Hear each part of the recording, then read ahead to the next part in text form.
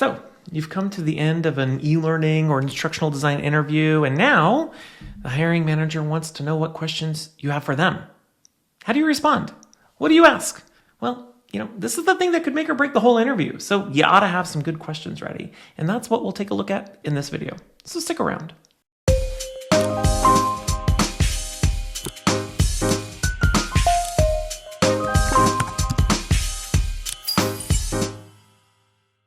Hey there folks, Tim Slade here from the eLearning Designers Academy. When you're participating in an interview for an instructional design or e-learning development job, you have to remember that it's a two-way conversation, or at least it should be a two-way conversation. Yeah, an interview is primarily about the hiring manager evaluating your skills, experience, and whether or not you're a good fit for the role and team. But it's also your opportunity to interview them and evaluate how they operate as a team and what type of work they do and what their processes look like and whether or not the position is one that you really want to get hired into. And the truth is, the only way that you'll be able to uncover that information is by asking a ton of questions. And I want to be super duper clear about this. Asking questions of the hiring manager isn't just a nice thing to do for you to gain some basic information. It is a non-negotiable thing that you absolutely must do, especially if you're hoping to make it on through to the later stages of the interview process. And here's why. Well-crafted questions will help you demonstrate your interest and curiosity, not just in the role and the work, but they can also help provide an opportunity for you to expand upon your experience. They can help you identify potential red flags, and they can help you move the interview from a one-way interrogation to a two-way conversation. And, who doesn't want that? And, I truly can't emphasize enough the importance of asking good questions. As someone who has managed instructional design teams and has interviewed countless instructional design candidates over the years, if there's one thing that was my biggest pet peeve, it was the missed opportunity of a candidate not digging in and asking me a ton of questions. So with that said, when you're interviewing for an instructional design or e-learning development job, what questions should you be asking? Well, the questions you should be asking fall into one of three categories: the team, the work, and the strategy. And I encourage you to explore all of these when you're in an interview. So let's start with what questions you should be asking about the team. Digging in and asking questions about the team, its structure, and size can help you uncover important information to help you understand the environment you'd be working in and, of course, who you'd be working with on a day-to-day and project-by-project basis. So, these might be questions like, can you tell me how the team is structured? Is the team centralized or decentralized within the organization? And are the people working on the team generalists or specialists? What you're looking for from the hiring manager from these questions are specifics about how large the team is, how much of the organization it actually supports, and the organizational maturity of the team.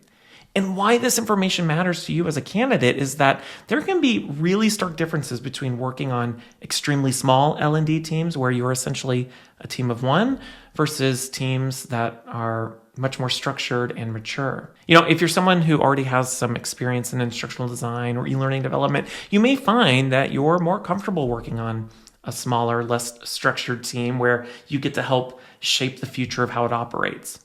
However, if you're newer to the industry, you may find that you're more likely to succeed on a team that offers more support and structure where you're not carrying the whole burden of the team's success on your shoulders. All right, from there, I like to ask questions about the work, which can help you understand the types of projects they work on, their processes, and of course, their priorities. So for example, I recommend asking questions like, how do you prioritize projects and training requests from your stakeholders and subject matter experts? What does your instructional design process look like? And how do you respond to requests from stakeholders and SMEs that shouldn't be training?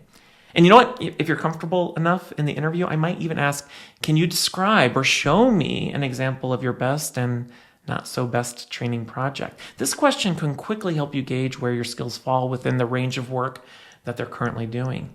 These questions can also help you understand whether or not the team is viewed and acts as a strategic partner within the organization or whether they're just order takers. And you know what? If they're willing to show and describe examples of the type of work they're currently doing, you may find that it's way beyond what you're capable of doing at that moment, or that it's not at all interesting and may not challenge you in a meaningful way. All right, finally, I like to ask questions about the strategy. This can help you understand their long-term vision for the team, if they have one, and what their priorities are in terms of supporting the organization. So these questions might include, where do you hope to take the team in the next 18 to 24 months? How do you align training and learning initiatives to business outcomes? What's your process for evaluating the effectiveness of a training solution? These questions will help you evaluate how well the team is aligned with the business, if at all, and they can help demonstrate that you see the importance of connecting training initiatives back to the bottom line. Additionally, these questions can help you evaluate whether or not the hiring manager has a vision for the future. And if that doesn't exist, you have to ask yourself whether or not that particular job and that particular hiring manager is going to do any good for your career in the long run. So taking the time to ask these questions about the team, the work, and the strategy will help you quickly get a better sense or snapshot of where the team is at, how involved and strategic the hiring manager is with the work their team is doing, and how you stack up against what they're currently doing and whether or not it seems like it's a place that you actually want to be. But, as I said before, it'll also help you demonstrate your interest not just in getting a job, but your interest in actually doing the work that you'd be hired for in that job. Now, before I wrap this up, I want to make a really important disclaimer. You'll notice that the questions that I presented to you were not about things like company culture or time off benefits or salaries or promotions. And I really want to emphasize that it's not that these questions are important, but you need to know when is the right time to ask these sorts of questions. Leave questions related to company culture or benefits for the recruiter. And, when it comes to things like pay or professional development or other nitty-gritty questions like that, wait until you get deeper into the interview process where you have more of a rapport with the hiring manager and you have more leverage to get into that sort of stuff. All right, so those are my tips on what questions you should be asking as a candidate during an e-learning or instructional design interview. And of course, I want to know what you think. What other questions do you like to ask or recommend asking during an interview with a hiring manager? Share your thoughts, questions, or tips by commenting down below. Otherwise, I want to thank you so much for watching. If you haven't done so already, make sure to click that like, subscribe, and bell buttons to get alerted the next time I publish a video just like this one. And of course, join me inside the eLearning Designers Academy with the link down below, where we focus on helping new instructional designers and e-learning developers grow their careers by focusing on skills first. Otherwise, my name is Tim Slade, and until next time, I'll see you around.